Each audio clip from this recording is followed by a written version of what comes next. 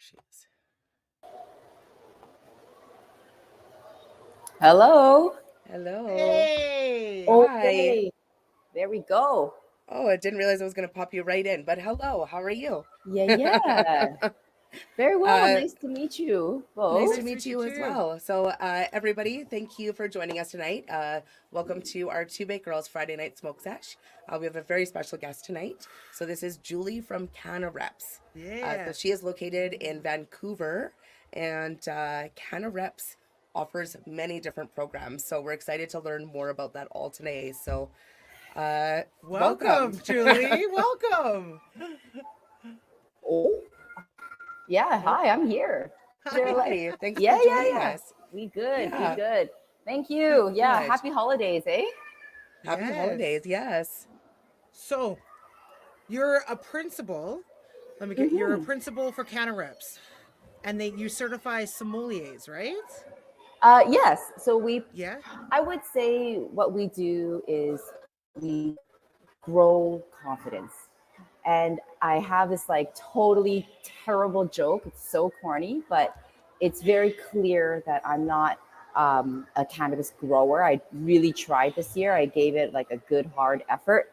I even have like an amazing story, which if we have enough time, I'll share, of how there was 10 universal signs that told me you have to grow weed.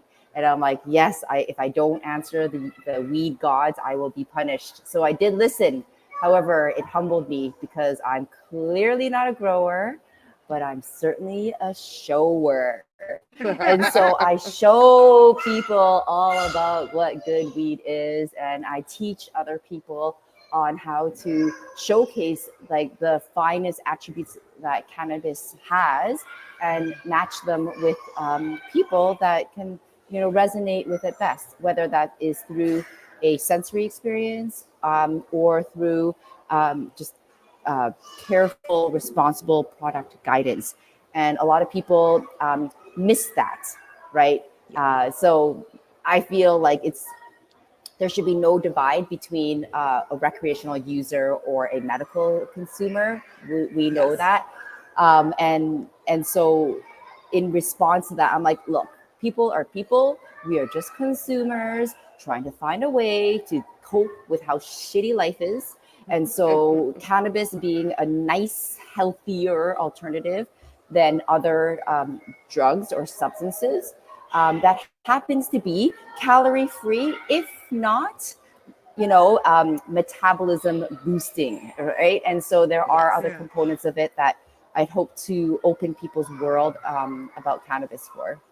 Yeah. And it's like we take people through that. It's definitely calorie free, but I feel like after you smoke weed, you're going to eat some type of calories.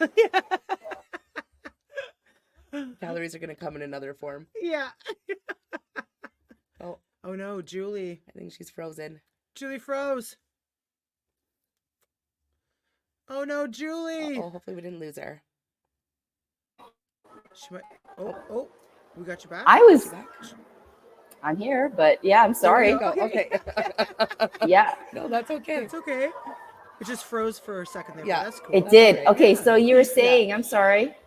No, that's okay. I was just talking about how, like, yes, like it's totally a calorie-free, cannabis is calorie-free, but you're eventually you're like, I know myself, I get the munchies hard, so I'm definitely gonna eat some sort of calories right after I smoke some weed. Yeah, there's an element to it, and there's a mindful consumption component, right? Like, I get the munchies galore, and that's the best way to describe it, because I can beast down a family-sized bag of chips in that one card ride home from the Max convenience store to my doorstep. Like, so the mindful approach to it is just make sure that you eat beforehand. And I get it. Some people can't eat until they smoke weed to generate an appetite. So there's different reasons and approaches. There are some people that cannot because their gastrointestinal system or hunger just doesn't strike them as strongly as other people. They need to stimulate their appetite. And you always have to think about it as what's the intention. And so if the intention is to, get high, sit down and be a couch potato, I'm cool. I can be that, and I will eat chips and become that potato. But if it is like on the go and I didn't intend on munching out, then I'll just make sure that I have grapes or like finger food snacks that are like so like healthy and nutritious. But what I've really found is that generally speaking, oh no, Julie, you're frozen again. We can't hear you. Let it kick back on before you. I feel so bad if she's like telling us the whole story right now. I know.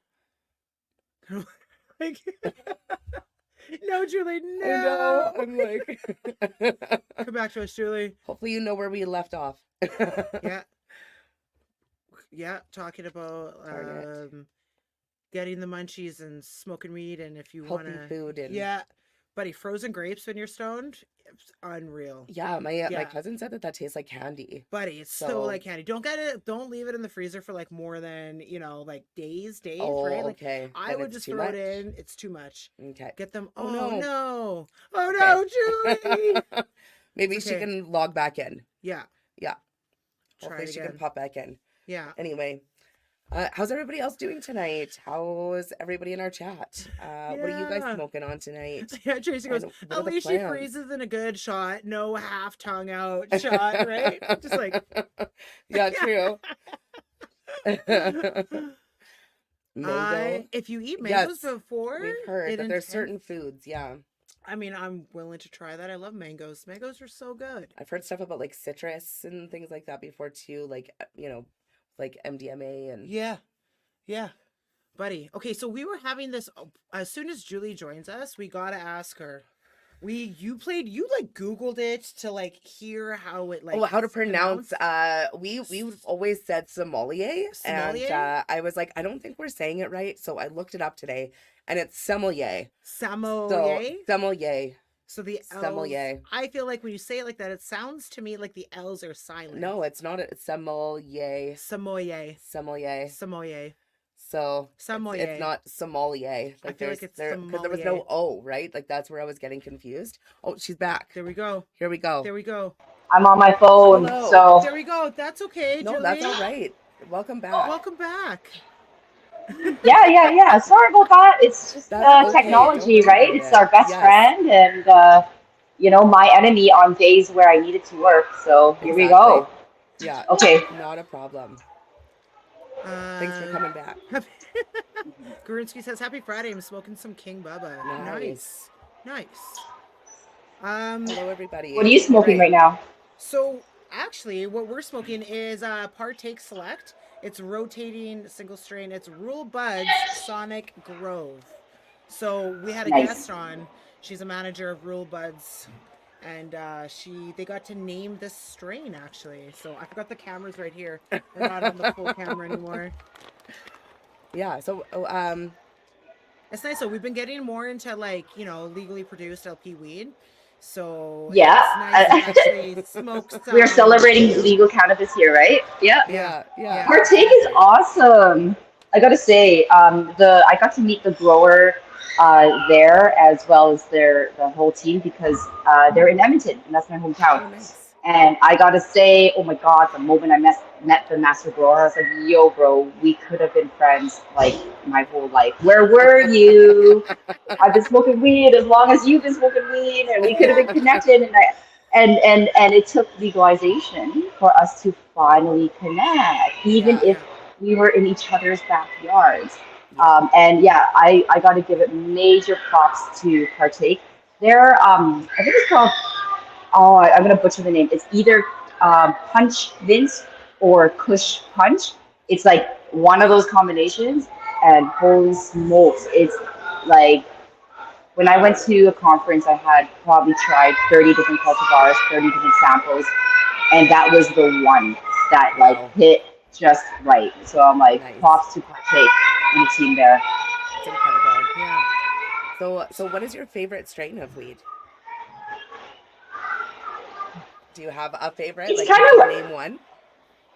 no, of course not. It's No. like of course not. Yeah.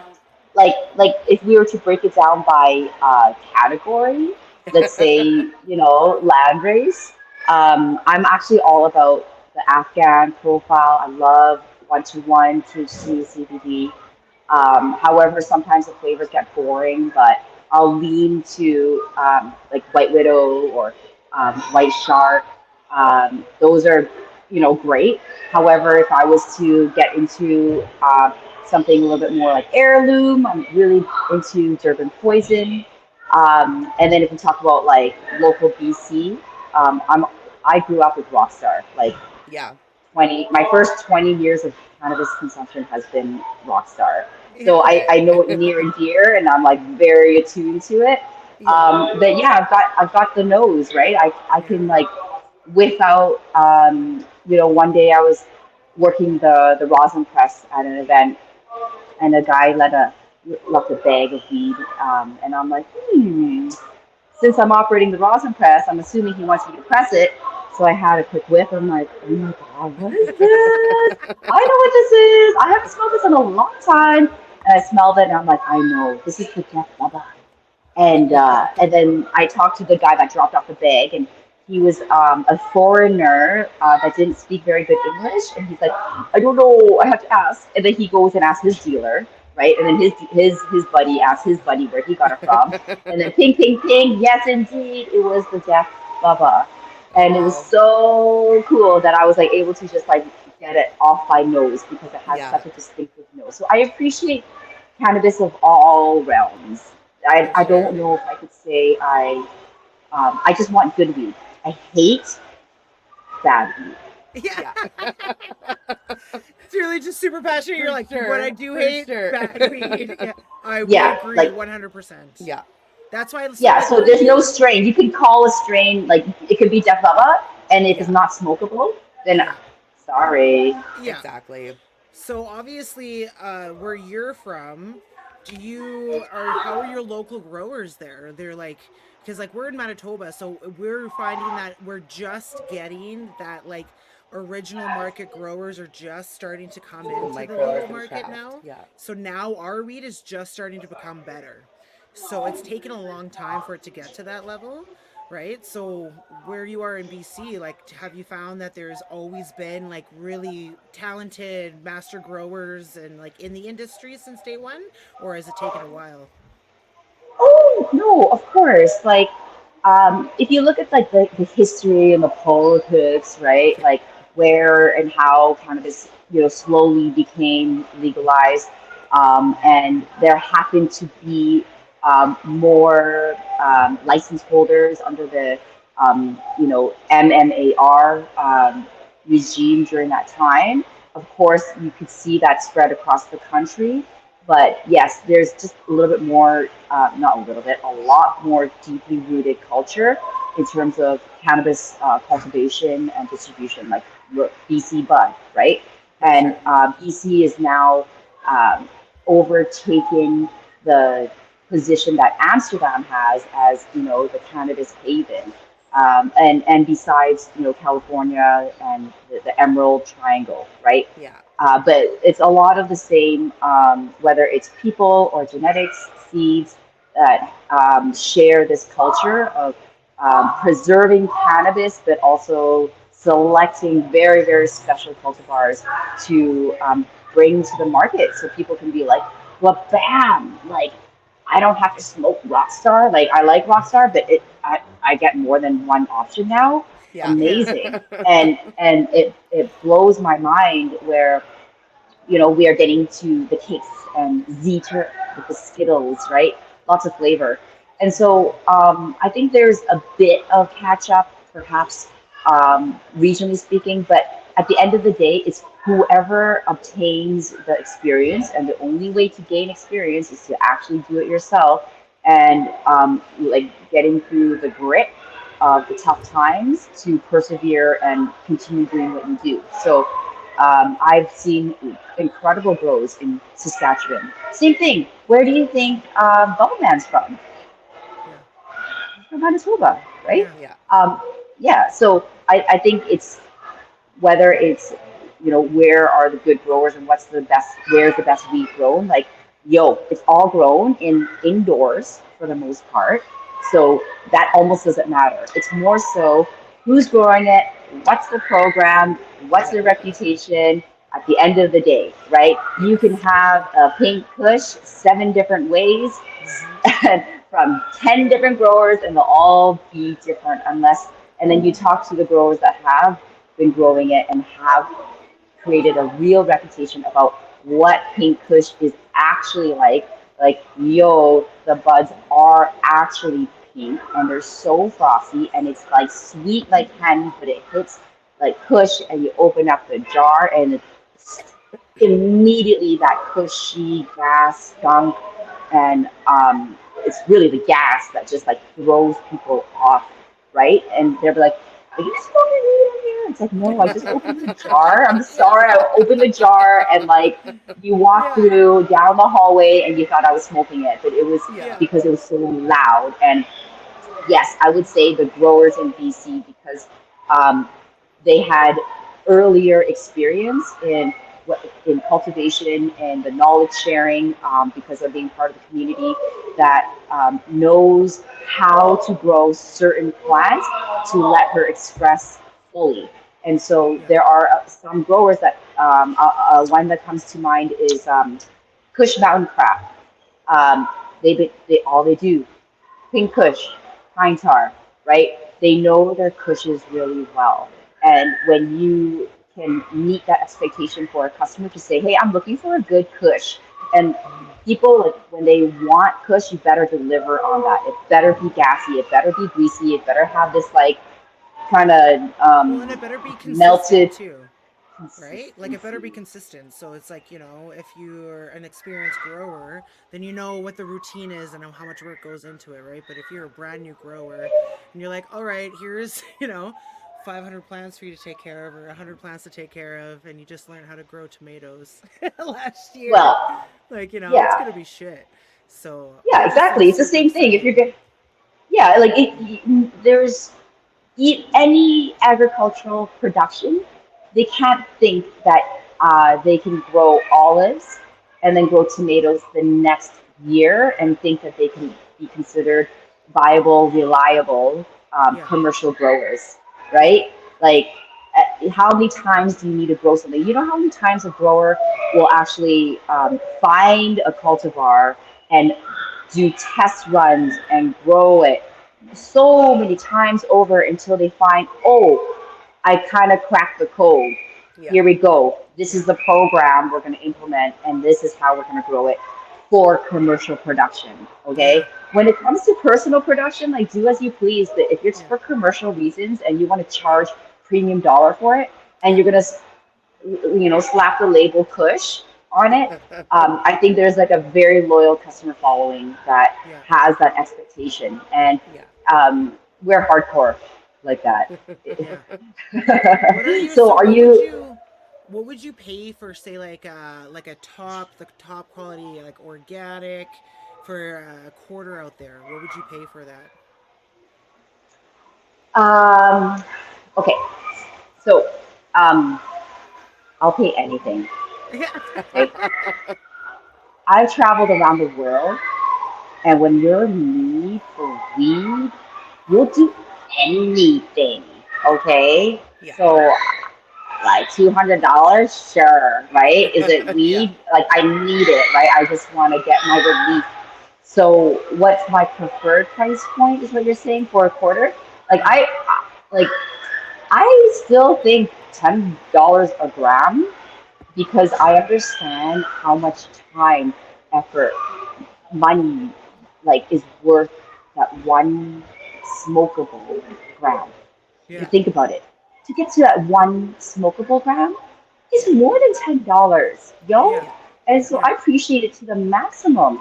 So like $80 for a quarter, like all day, right? Yeah. And I know the market's not there, but I'm like, how is there so much um, compression going on, where at the same time inflation has already increased by 15%? So it's going at a faster rate of price compression, and it's not competing against inflation. So like growers are being squeezed here, and what are we without the growers growing fine cannabis? Yeah. Yeah. So I really do believe, especially when we get to that smokable, smooth, flavorful cannabis experience, $10 a gram all the way. Yeah, Um, that's totally lots fair. of, Yeah. Yeah. it So is, yeah, and Yeah. yeah. So you are a sommelier. Oh yeah. We looked up how to say it properly. How do you say? I think you say it sommelier. Sommelier. sommelier. You Sommelier, know exactly. Sommelier.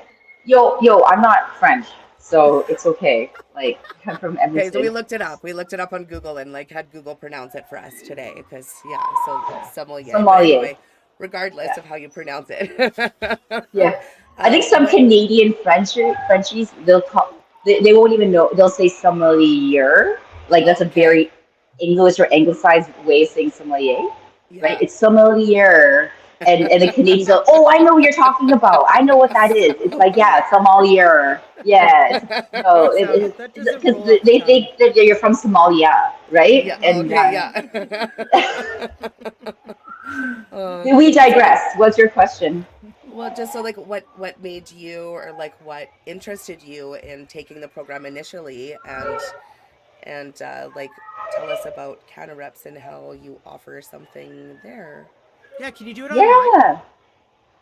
Yeah, you can. Yeah. And so this dawned when I was working in the cannabis industry pre-legalization. I was in a dispensary and sorting out the menu, figuring out pricing and price points and everything. And we're all like, it should be based on grade, right? Like how you price cannabis should be based on the quality, overall grading system. And I'm like, why is there no grading system? Why is there like? And I asked all of these really simple questions, and there was still no real response. Everybody had a vague general understanding, like dubs, quads, trips, and some other cultures will say top shelf, mid, and there's different languages all across, but there was no kind of like mutual understanding of what's what really defines a particular cannabis product to be eligible to be priced at that premium point, right? Yeah. Like then it needs to be communicated to consumer. So that basic question spawned like, why is there no grading system? Why is there no sommelier system? And so I searched far and wide for through our producers, growers, our network, and I came across with a gentleman named Adolfo Gonzalez, and he shared so much valuable information, and he was my mentor. And the information that he shared with me, it really changed the store. I then started to really, when I was curating my menu at the store, I opened up so many more product categories because I understood, hey, not everybody that's consuming cannabis is there to get high like me, right? And they're not using it for the same reason like me, right? There are other reasons. And when I learned about all the medical and therapeutic components of cannabis, and the responsibility of a person that takes a new consumer down this cannabis journey, it's a large responsibility. And done right, you really establish this like lifetime relationship, and that is so rewarding. I really crave community and having that sense to say, hey, it's okay. I grew up in a world where everybody drank, and because I don't drink, I was immediately outcast. Because I think differently, am different, I was immediately outcast, and it's lonely growing up,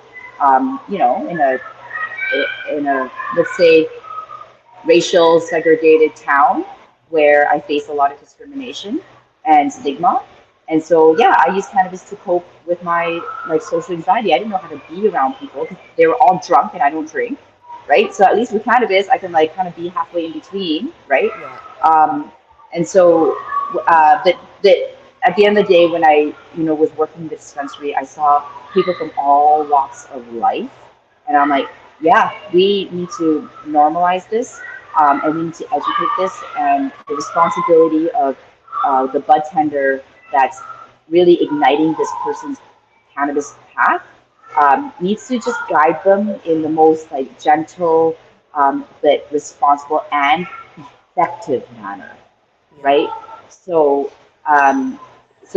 Adolfo and I, we established the CannaReps program to educate mostly budtenders so that they can have a more of a solid understanding to help guide consumers through. Because one retailer should not have this information. Everybody that's selling weed needs to know this. And so that's the initiative we had. We're like, let's take this program across the country. Near and far, if you're willing and you want to sell weed better and to learn how to get customer loyalty, right? Because once you set a customer up right with your product selections, they're going to come back to you. That's how you create loyalty. And my second corny joke is, what is the lifetime value of a cannabis customer? Right? In retail or business terms, they always think of a dollar amount, right? But the reality is it's a lifetime. Yeah. Most people that do consume weed, they consume it for a long time.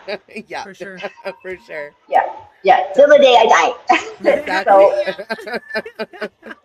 If you build that loyalty, obviously, right? Like, we definitely have, our favorite stores that we like going to and people that we like seeing.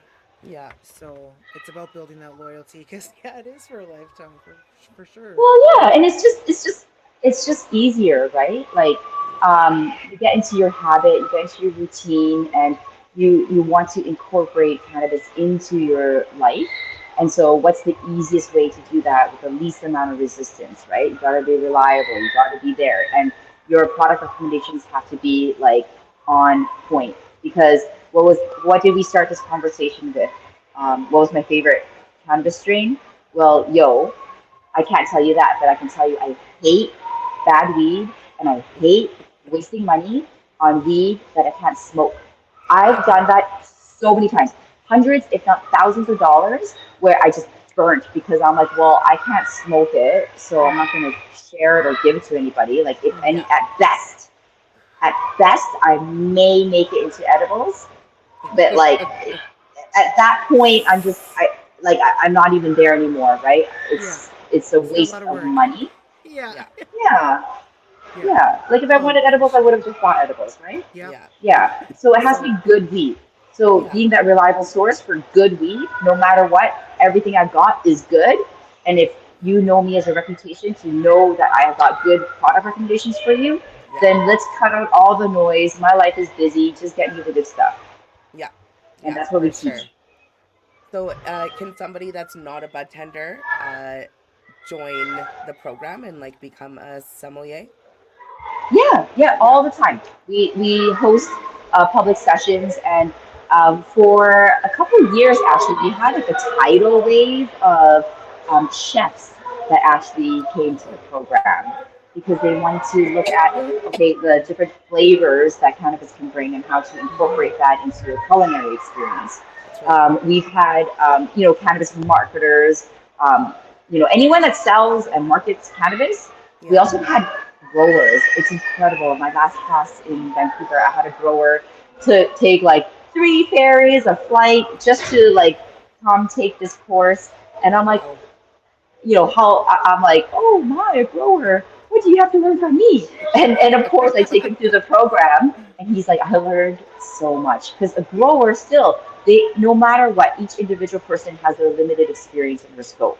And so when he got to see like 12, 16 different cultivars all laid out, you can smell it, you can then assess the different qualities, you can assess and calibrate, what product, is loud but maybe doesn't burn as good.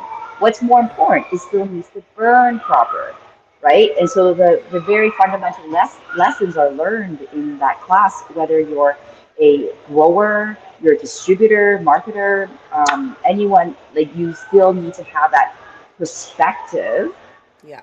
to see, okay, like just because a grower really likes to have, I'm just going to pick on this one, licorice, fennel, cat pee type of smell Yeah. and taste, right? Yeah. And they're like, the umami. And I'm like, yo, that's a sophisticated palate that you've got. Not every kind of consumer is ready to Yeah. take that step, right? Like, we need, like, so you need to connect in with the community and see what's hitting and resonating with the people out there. Without saying, hey, your opinion does count, let's just try to open and broaden up the market. For Yeah. sure. I don't want to be smoking cat piss. No.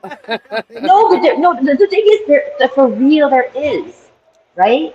Like Yeah. there is a cultivar named cat piss because it smells just like that, and people Oh, love it yeah. when it's done right. Yeah. There's a poo, right? Oh, that's Um, crazy. mhm. I did No, not I know Well, that. totally and feel think like about, when they did yeah. lemon in the house, one time it was like when it was budding, it started to smell like cat piss. So we ended up getting a cat just to like, because it was a tiny house, but yeah, the house would just smell like cat piss. Yeah. Gross. Yeah, like And almost yeah, like, it's just changed you forever. yeah, yeah, I understand that. Yeah. But yeah, but the thing is, okay, it's a fine line, okay? Because sometimes if a product smells very much like cat piss, that ammonia smell, um, and you're expecting it to smell, and like, let's say it's labeled as blueberry, for example, and you're like, yo, I'm getting this like real cat piss thing smell coming out of this before the blueberry notes hit me, then that is a warning sign because very likely when you do smoke it, like there's different theories of why we understand, but excess nitrogen, ammonia nitrate, which breaks down as a nitrogen source for cannabis plants, can get locked into the plant like cell structure so that it never even flushes away. And so when you do burn it, it can cause a darker burn, a harsher burn. So that knowing that is important just as much as knowing, hey, the cat piss cultivar, when I receive it, it should have that smell inherently as a flavor coming through as the plant is expressing it, not because of the excess feed that was locked into, the plant cell structure, right? Yeah. And grown properly, all cannabis should burn clean, smooth, and flavorful, right? Well, that's good to know. I thought you were gonna be like, some studies also show that a cat may have pissed in your plants. And it's just absorbing into the plant. No.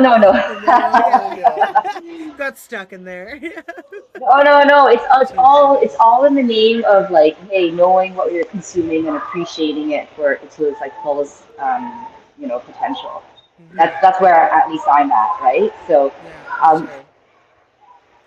So is it only in Vancouver that you offer that program in person? No, I take this program. We've been in 5.5 years, 6 years. I think in this running this program, we take it across the country, Vancouver, Calgary, Toronto, and sometimes we get contracted by corporations and they take the program to England, to Spain, to the US, or the Americans will come up and take the program in Canada because a big part of what we do with our education is I have, a plethora of cannabis products that I love to showcase, and it's a sensory experience, right? So we come together, and it's a very community oriented experience too. And very often you think about where do you make your closest friends when you grow up is in school, right? Yeah. So same thing in cannabis school.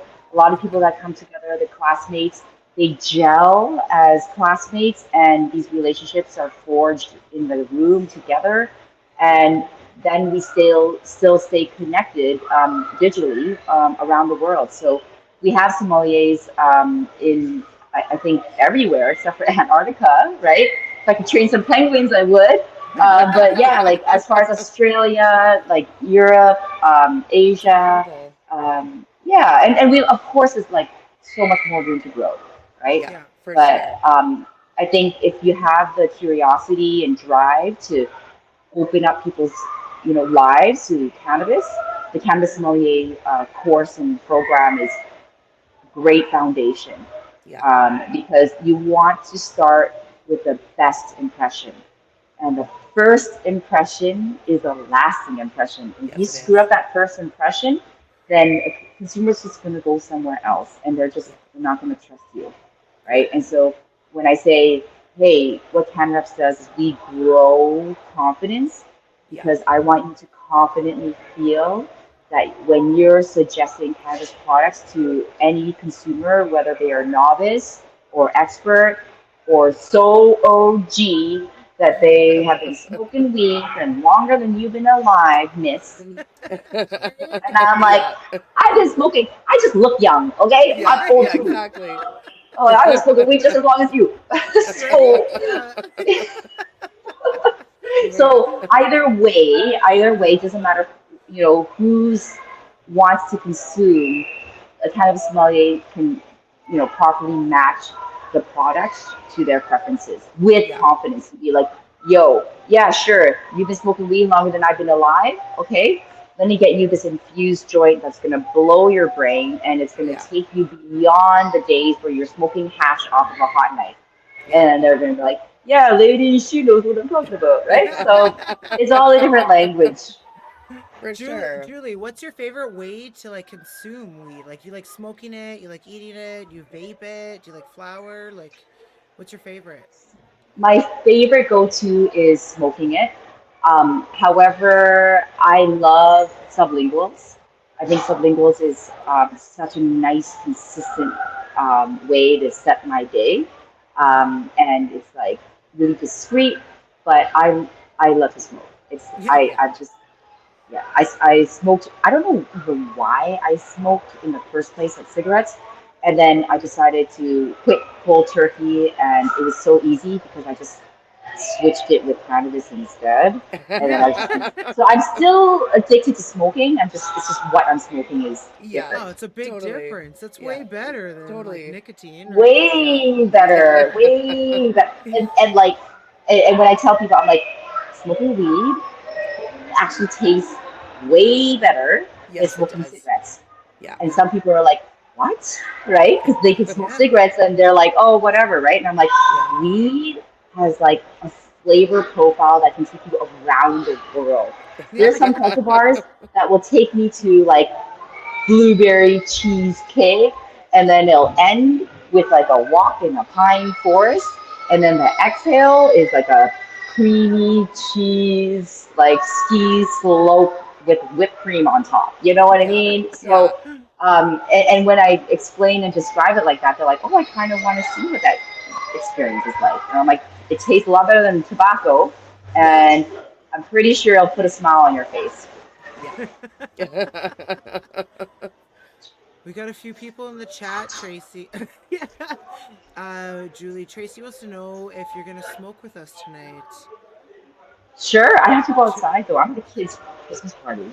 Oh, Yeah. I was like, I can hear kids in the background, so like, she's Yeah, probably like not this, gonna like probably, join us yeah, literally. tonight in that. Yeah. yeah, yeah. We don't want you to get in trouble. Okay, trust me, I smoke weed. Exactly. Okay, so yeah, there's no. I can roll one. I can. Yeah, yeah. What's another question? So like, what else does CannaReps offer aside from the So, sommelier course? oh, I think a lot of experience and community gathering. So when I say that, we've taken educational experiences in the form of, at least in this year, it was the Collector's Cup. And that is, it's like a bud cup, if you've ever been to one, where you get to judge all different forms of dry cannabis. And we separate it out by, price ranges so we can understand, okay, like a $40 eighth shouldn't be compared to a $20 eighth, right? It's just not Mm-hmm. fair. And you can find good $20 eighths out there, right? And one of the objectives is, first of all, if it's making it to the collector's cup, a $20 eighth is already to be celebrated because it's a smokable $20 eighth. Like, woohoo, that's a damn good deal, right? Yeah. I hate $20 eighths that are not smokable. That just means it shouldn't even be on the shelf. Those should be, returned to vendor, right? Yeah. But by the time it gets to collector's cup and we say, hey, we honor this at this price point, we got a whole bunch of budtenders and cannabis connoisseurs get to taste it and assess and judge according to, we have a cannabis sommelier quality grading table, has 12 parameters, all the way from bud integrity, trichome density, moisture, trim, aroma, how loud the smell is, how pleasant it is, the dry pull, the smoothness, the endurance of flavor, how complex the flavor is, meaning how many different kinds of flavors, and how intense the flavors, how strong those flavors are.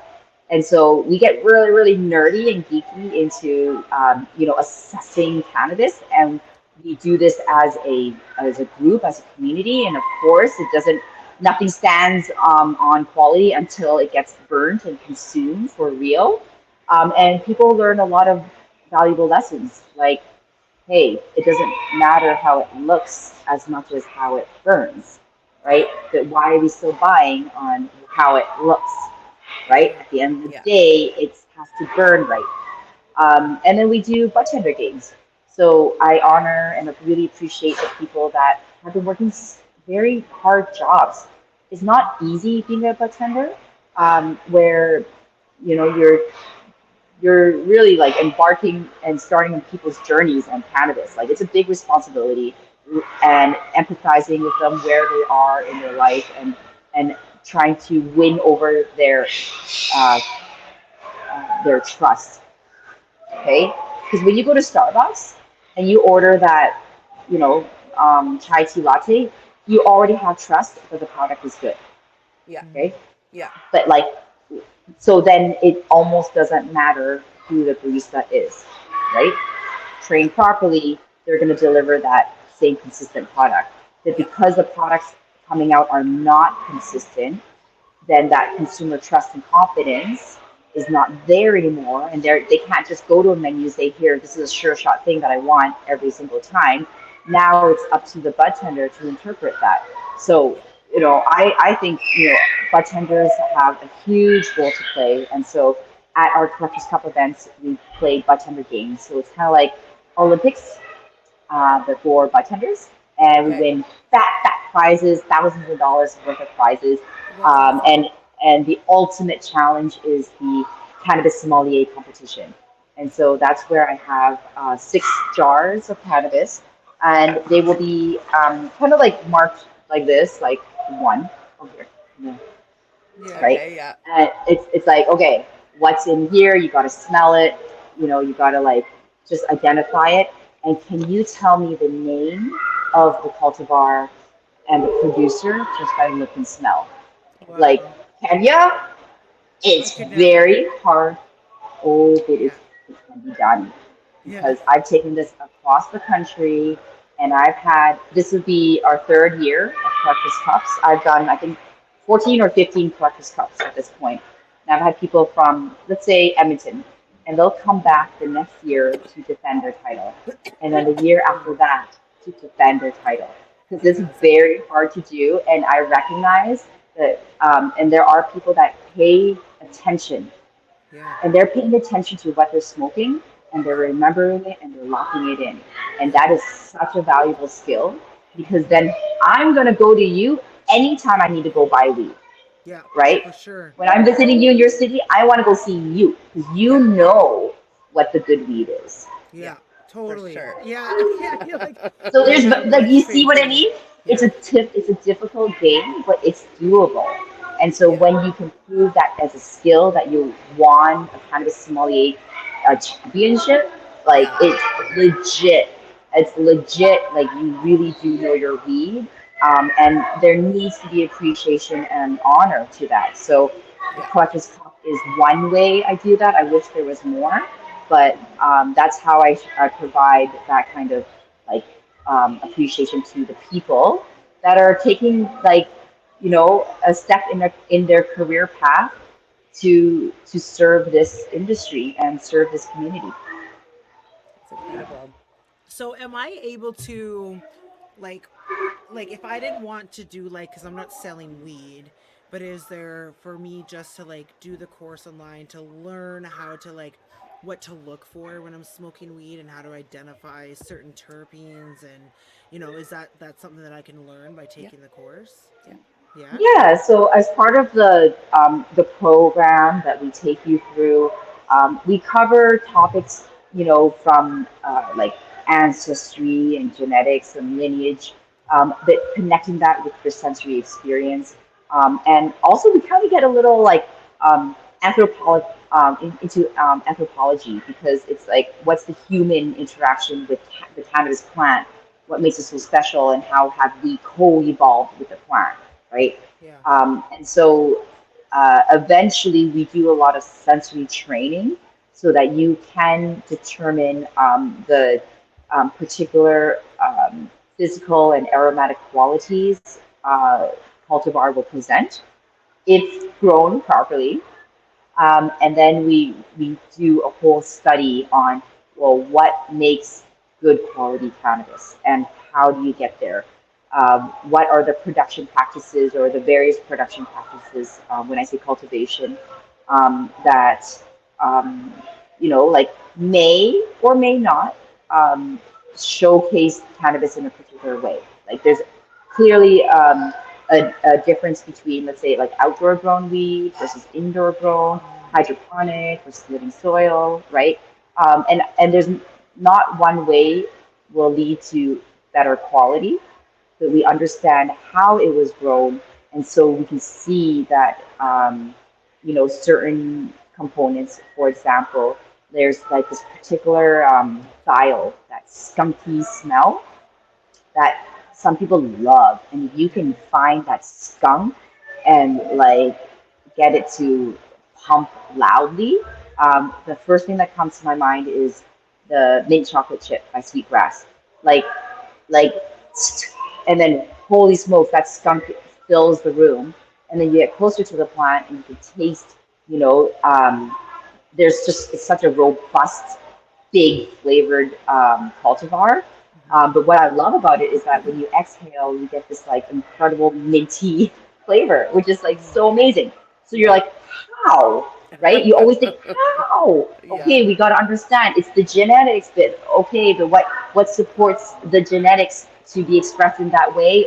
Well, this is the production practice. So the Cannabis Sommelier program takes you all the way from understanding the history, human use, the science, the genetics, and then how does that connect as a bridge to you as a cannabis consumer, and how do you become then like a conduit to communicate this further for other people that you're sharing weed with or providing weed recommendations.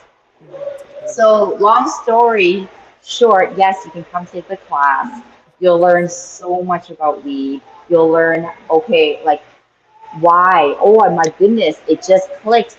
I get it now that these cultivars work for my system, Yeah. and it's not about high THC. Yeah. It's actually about the Yeah. various cannabinoid ratios, and it's Yeah. actually about the whole consumption experience and if it is a good burn or not. Because I don't care if the label says 30% THC and let's say some kind of BS, 10% CBD, like that doesn't even make sense.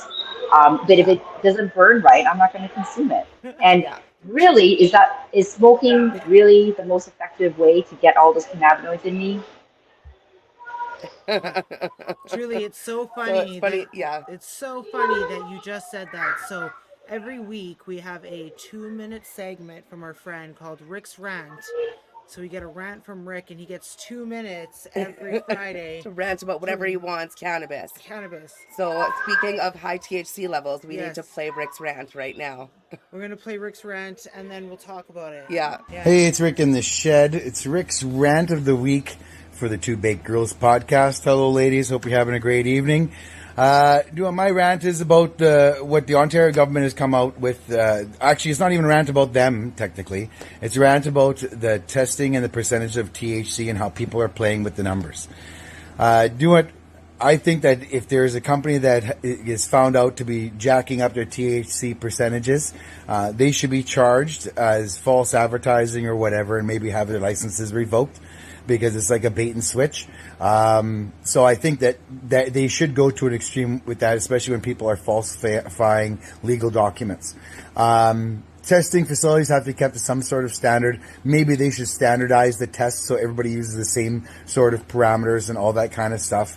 Again, when you look at THC percentages, the amount of THC in that, let's say in a gram of bud, which is 1,000 milligrams in weight, you have 250 milligrams of THC. That's roughly 25% THC. So that's how that calculation works out. So if you add moisture to it, your weight, your THC percentage doesn't change, but your weight changes, so you're having less bud, so that means your THC percentage would be less. If your bud is super bone dry, your THC percentage of that particular bud is going to be higher. So what I've noticed is a lot of companies are probably sending in their bud dry to be tested and then to be packaged, but then throw in a Bavita pack or a humidipack of some sort of some companies inside there to rehumidify the bud. Well, then if you really think about this logically, if they take dry bud and they test it at 25% and they put it in a container and they rehydrate it and they add moisture, that bud will technically be less percentage for every gram of weed. But anyways, it's Rick's rant. Have yourselves a good one. Thank you, Rick. Thank you, Rick. It was the video was 2 minutes and 15 seconds. So we had to cut it off at 2 minutes. 2 That's all he minutes. gets. That's the rule, Rick. Yeah. She made me do it. Yeah. She made me do it, Rick. She made me do it. Well, no, yeah. I think, to clarify what Rick is saying, I just think he got his numbers a little mixed. I'll just kind of just explain it in jar terms, okay? So a jar of weed, right, will have, let's say this is like one gram of bud at 25% THC, okay? So you would assume 250 milligrams.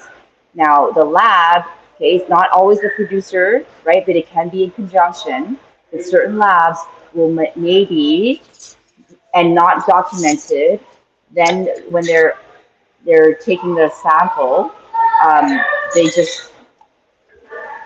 they leave it to dry. And then because it's now dry, then this 1 gram is no longer 1 gram. It was recorded as 1 gram, but then because of the loss in moisture, that tiny little loss will then skew the overall result of how much THC content. The THC content is still the same, it's just the percentage per weight, right? That's what Rick was saying. So that makes sense. Another thing is that because there are certain lab standards that need to be applied, you can do calculations on an expired lab standard. And there's no, accountability or traceability there, or anyone really peering which lab standard to use to test this product, hence why giving you an altered THC result. And what does the producer do? Well, it's the lab, has responsibility to play there. Yeah. But it's also the producer or the brand, right? Because then they'll very often send it to 2-3 different labs to get an objective point of view. And then they'll select a lab that has the results that are more desirable for OCS, okay? Not necessarily the consumer, okay? The distribution board to accept that product to be listed, okay? There's like 30 different reasons why that is a big problem. Yeah, and that's why they need to have one consecutive set of regulations. Everybody's got to follow, either use the same testing methods or whatever. If you want to start getting accurate results, like Rick said, right? It's got to be everybody's playing on the same level. Because like you said, yes, you're but able to shop around and it's just, You know, if I want to buy, if I'm buying legal weed, especially for people that use it like for medicinal wise, right? So like I need to like know what I'm consuming, right? And like I need certain milligrams a day, and you know, so like if now I can't trust the weed that the government's selling me because it says that it's 32%, so that's a lot. So I'm gonna buy, you know, I'm not gonna smoke as much, but then it's not gonna do anything. Like that fucks with your measurements, man. It So does, you it just does, gotta but keep second. this is what I have to say about it. Okay, when it comes to edibles, sublinguals, beverages, very often the measurements is quite accurate. The Mm-hmm. dosage is quite precise. It's like within the allowable. We call it like a standard deviation. So like, are you within 5% is totally acceptable, right? Mm-hmm. Of that number. I think even the industry standard is 15%. So if you're 15% within that range in your batch, then you're good.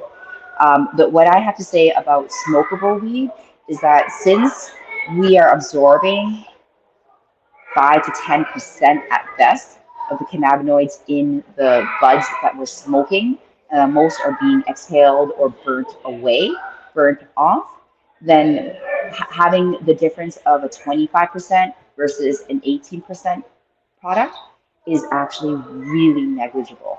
When it comes to edibles and sublinguals, beverages, anything that you are ingesting, then yes, it really does matter. But at the point of smoking, why do we like to smoke weed? Because of that immediate feedback, which is Yeah. nice, right? It's like that instant feedback. And guess what? We actually like to smoke weed because you can slowly ramp up to Yeah. that ideal level of high. So what it is low THC. Well, that's why So we've always the said the way that we judge weed is by the way it like tastes and the way it smokes, right? Because like we can't judge it on its long-term effects. We smoke different strains of weed throughout, you know, the day, so it's like we're not sticking to one strain. So what we're looking for smoke is that it tastes really, really nice and it smokes really nice, and you know, so that's what's really important. So when people try to fudge the numbers to make it higher, it's like why? Just grow really good weed. Yeah. well, why is because I think a lot of brands are it's just there's an oversaturation in the market with so many products, and if the powers that be are the ones that are deciding what the consumers are eligible to purchase, Mhm. then and the parameter that they're looking at is THC, then that's the game you have to play. So who do you blame actually in that situation? I don't Yeah. think it's the lab that should get fined. I think it's the person that's deciding what is eligible to be sold. Yeah. Yeah. Yeah. True. Yeah. Yeah. Good point. Man. It's just like so, you know. Like, let me do a Rick's rant. I could rant all day. Incredible. Incredible. Oh my god, Well, Julie. Julie, thank you so much for Yeah. joining us this evening. We've had a wonderful time with you. Yeah. So, everybody, be sure to check out CannaReps. That is cannareps.ca. And on Instagram, it is at CannaReps. So, be sure to check them out. Yeah. Thank you so Yes. much, Julie, for Yeah. So, coming thank and you so hanging much for out. joining us. Yeah. Yeah, maybe to wrap up our conversation is what's the one gift that you would get for your stoner friend for Christmas? What's one gift? Like Oh. maybe something to smoke with, Yeah. I you would know? just get Like, straight weed. yeah, like maybe some Best weed and like a bouquet of bong flowers. or Yeah. like, some, I don't know, You know, like a it'd be super pipe. dope, like a weed different strain advent calendar, Well, if it was Christmas time, right? if it was Christmas time. Yeah. Yeah. Okay, then what would you love? What's your weed Christmas wish list?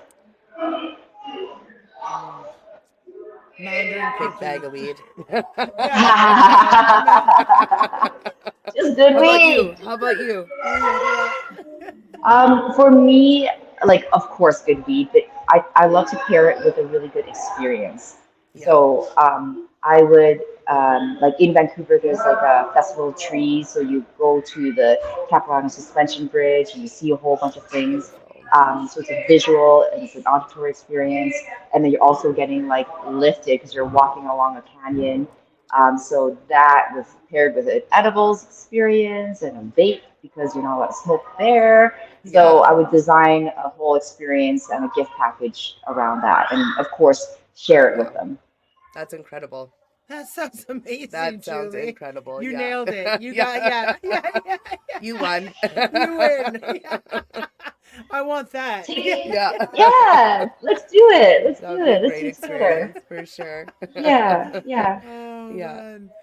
All right. Awesome.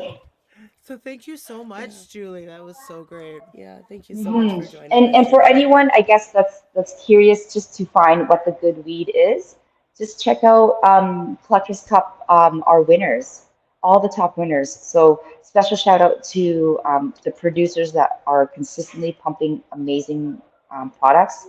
That would be like Partake, um, Distinct, for the, Give Some Alberta Love.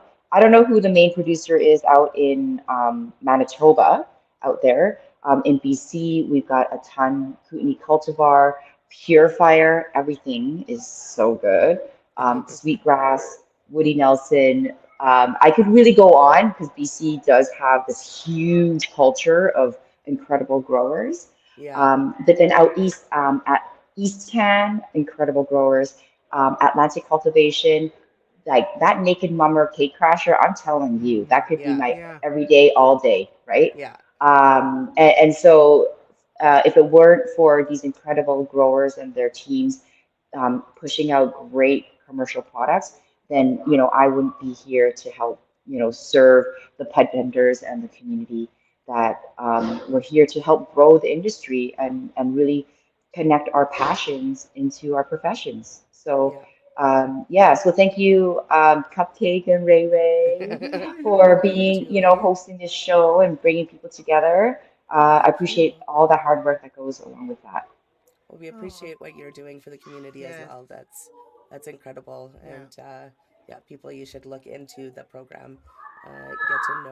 Get to know your cannabis, Yeah, but even I if you're want to not do selling it. it. I want to For do it. sure, right? I I'm like, want to let's be. look into it I after want to the be show. smarter. I want to know how to say all the terpenes Yeah. and like Yeah, yeah. cultivars. Oh, Like I we're take like, you, this is all new to us. girl, So I yeah, took you that's beyond amazing. terpenes, okay? Terpenes is like one stage, and then I'm going to take you to the thiols and the esters, and we're going to really learn where Z-terps from and That's where crazy. grape That's awesome. flavors comes from, right? These funky Yeah. cake flavors, right? Like, Let's be let's take super it there. weed smarts. Yeah. We're gonna be super weed smart. I'm into this. Yes. It's Yes. incredible. Yeah. I'm excited, Julie. Yeah. Yeah. Yeah, So look being a forward. nerd is a good thing. Yeah, for sure. Well, we look forward to chatting with you more another time. But Yeah. yeah, thank you so much for joining us tonight. Thank you so much. Thank And be sure to you. join us next week when we have 100-pound hauling on. Yeah. Yeah. So Sean and everybody. Todd. Yeah. That's gonna be a shit show. So we're gonna have a blast. So everybody, take care. Good night, and join Bye, us next guys. week. Good night, Julie. Good night, Bye. everyone. Stay baked. Sommelier. Sommelier. Yes. Sommelier. There we go. That was so dope.